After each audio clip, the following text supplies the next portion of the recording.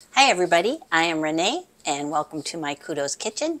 Behind the camera today is my husband Mark. Hello everybody. And today we're making creamy French tarragon chicken. The first step is to brine the chicken in a saltwater solution, easy peasy, for 30 minutes. That way the chicken stays nice and moist and tender.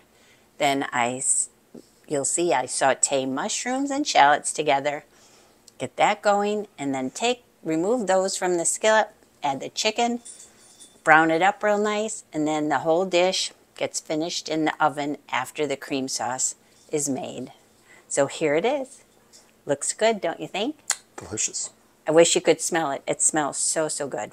So I will show you how to make it. Okay, so the first thing you want to do is we're going to brine the chicken breast just to make sure, because a lot of times chicken breasts can be dry after cooking. So we're going to prevent that from happening by brining.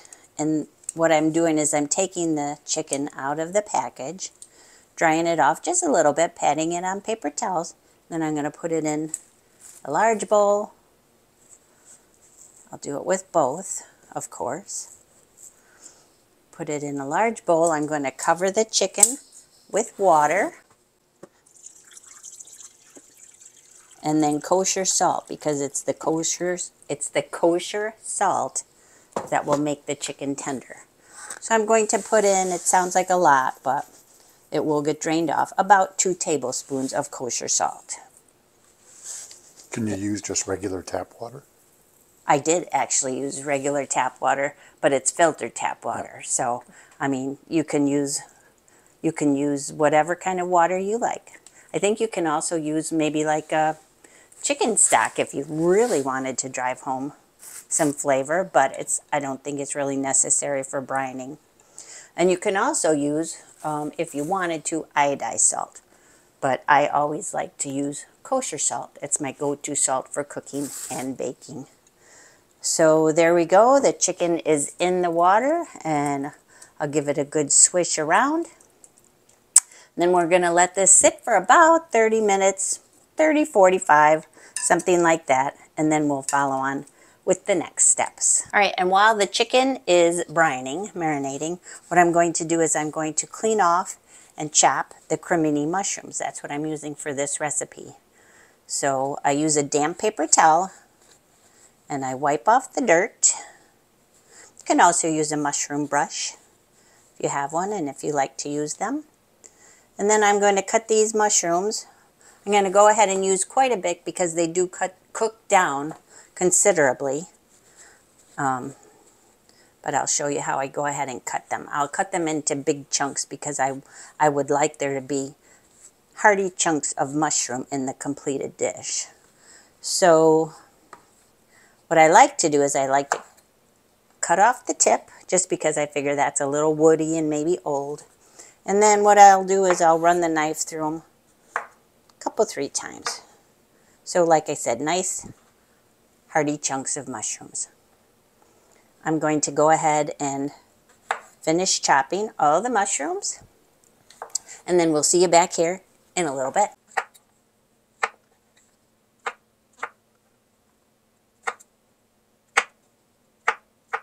Okay, here's all the mushrooms. They look great. And now the final thing I'm going to do for preparation, besides the tarragon,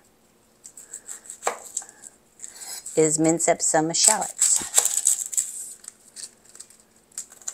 You can use onions if you like in place of shallots, or you can use garlic if you like in place of shallots. But to me, shallots are a cross between onion and garlic in flavor, so that's what I love to use these days. I'm kind of a shallot lover.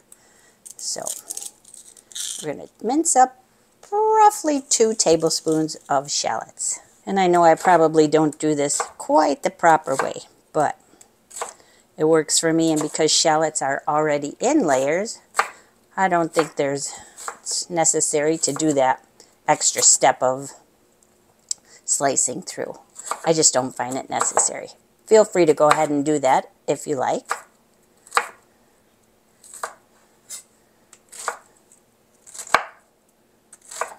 You can mince these a little bit finer than what I'm doing if you prefer. These are a little bit bigger than maybe I was intending on, but what I'll do is I'll run my knife through and really mince them finer. The flavor with the shallots and the mushrooms and tarragon and chicken, it's going to be outstanding. So after you get them chopped, I'm going to just mince them up a little bit finer. Easy peasy. All right, well, here's the minced shallots, and I said I was going to have about 2 tablespoons, but I have a good bit more than that. I'm going to say I have close to 3 tablespoons, at least 2.5 tablespoons. You can use how much you like. If you want to go more, feel free. If you want to go less, I'm okay with that too. Well, you should be okay with that because this is your recipe, so use what you think you're going to like. So I'm all for more shallots. Now, because we're making tarragon chicken, what do we need the most of? Tarragon. So let's head out to the garden and we will snip some fresh tarragon. All right, well, here we are out in the garden, and I'm going to go ahead. Here's all the fresh tarragon. It's really grown like crazy this year. So I'm going to snip a good bit. I'm not quite sure how much I'm going to use in the recipe, but it's better to have it in the house than have to run out again and snip more later. The grass is wet. We had a lot of rain last night, and we've had a lot of rain all summer. It's been crazy. So I'm going to just keep snipping. Then maybe I'll put some in a vase in the kitchen because that's pretty. It smells so good. That's the one that's kind of like a licorice, right? Yes, it is. Slight anise flavor. For those of you that don't like licorice, we'll call it anise. It's very delicious. Okay. All right, so here's all the garden fresh tarragon. This is way more than I'm going to use, but I figure I was out there, I might as well just go ahead and snip as much as I wanted because the plants are so big anyways. So I'm going to give these a quick wash in the sink, and then we'll carry on.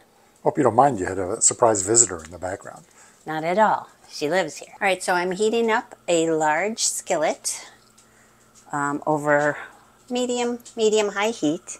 And what I'm going to do is brown the mushrooms first. So we're going to brown them up very well.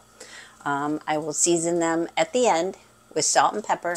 And then we're going to remove the mushrooms and keep them warm while we start the chicken. I don't know that I mentioned avocado oil, but that's the kind of oil I'm going to be using, because it withstands a high heat of browning, like the mushrooms, except it won't burn. It's got a high smoke point. So there's the oil, and here goes the mushrooms. And yes, the oil is hot. I just splattered myself a tiny bit. So let that be a lesson to you. You should add the food away from you so the splatters go the opposite direction. But for the purpose of this video, I added them towards myself, which of course made the oil splash. Don't do that at home. All right, now I'm not going to stir them for a while. I'm going to let them brown really well on one side before I go ahead and stir them and mix them in the oil. This will maybe be about 2 to 3 minutes that I'm going to let them just cook in the pan. All right, now I'm going to give them their first stir. It's been about 2 minutes. You can tell they're getting nice and brown. On the one side, I'm going to give them a good stir, toss them in the oil. And then let them go again for another 2 minutes. Actually, I hear them talking to me. They're squeaking. I don't know if you can hear that. I'm going to add a little bit more avocado oil.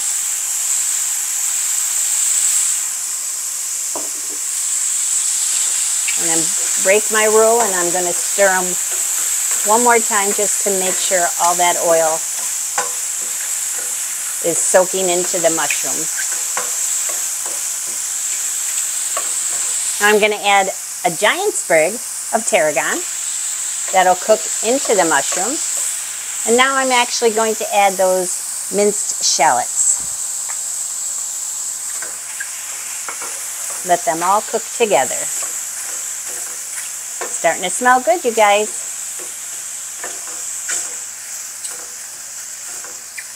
We'll be right back. Okay, it's been about 30 minutes for the chicken. And I'm going to take take them out and dry them, pat them dry on paper towels before we continue on. Okay, the reason I'm patting them dry is because we're going to sear the chicken in the skillet after we take the mushrooms out. And if the chicken has too much moisture on it, it will not sear and get brown. It'll just steam, and that's not what we want. So they're nice and dry. I'm not going to season them with salt because they have been brining, but what I will do is season them with pepper. The mushrooms are done for now. Before I take them out, I'm going to season them with salt and pepper. There's the pepper. And again, some kosher salt. How much do you think you're putting in there? Half a teaspoon, if maybe, of the kosher salt. Not too much. And just a little bit, an eighth of a teaspoon of pepper, I'm going to say. Give them all a good stir. Make sure that the seasonings are well incorporated. And now I'm going to remove the mushrooms from the skillet. I'll just leave that tarragon in there. And I'm going to set these aside, keep them warm until we need them again.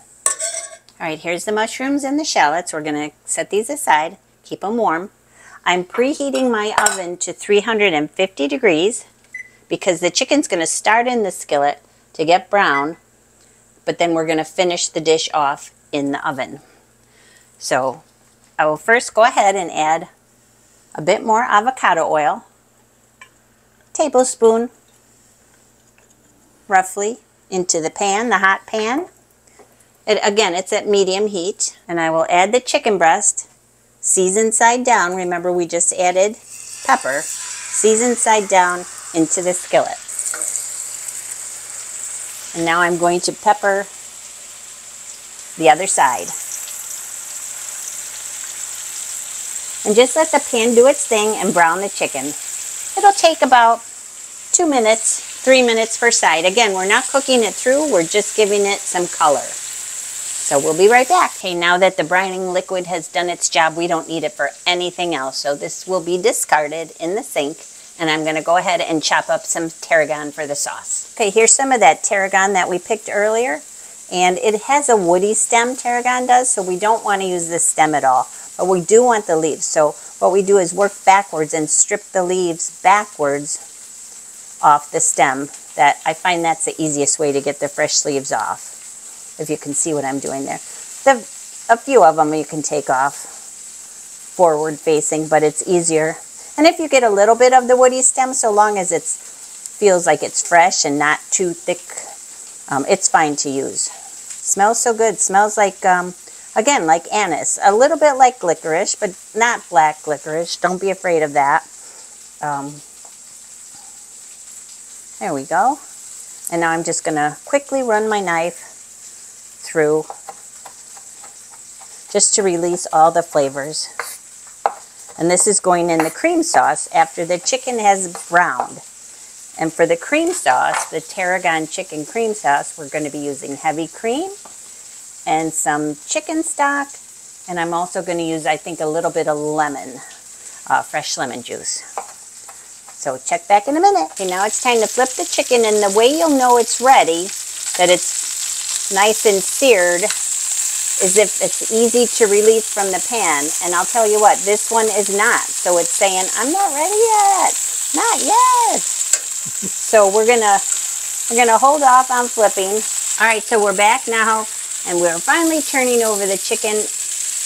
And there we go. It's nice and brown. Brown on the second side. Very pretty, actually. We're going to let it go on again for another few minutes. Then we're going to deglaze, take the chicken out, deglaze the pan, make the sauce, and then add everything back into the skillet and pop it in the oven. And then it'll be time to eat. Okay, the chicken's now browned on both sides, so I'm going to remove it. And then we're going to deglaze the pan, which means, see how these lovely brown bits that are stuck to the bottom? That is called the fond, and that is flavor. That's where all the flavor is hanging out right now. I mean, yeah, sure, there's flavor in the chicken and whatnot. There's going to be flavor in the mushrooms, but this is the gold. This is the gold. You don't want to leave this behind. So I turned the heat up again a little bit. And before I said I was going to use lemon juice, and then I thought to myself, I think white wine would be better, of course. So that's going to be the acidic component that's going to deglaze the pan. So not much, maybe a 1/4 cup.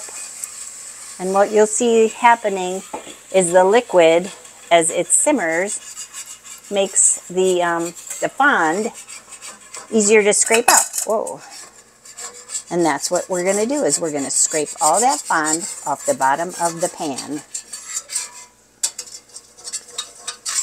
Smells good already, guys. It's white wine and chicken grease a little bit. Some leftover brown shallots that are in there. I'm going to add a pinch more. Okay, now I switch to a wooden spoon and I'm going to add the heavy cream.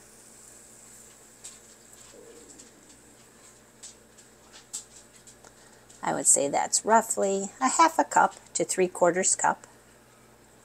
I'm going to turn the flame down. I don't want to heat this up too hot. And then I'm going to add a little bit of chicken stock, about a 1/4 cup.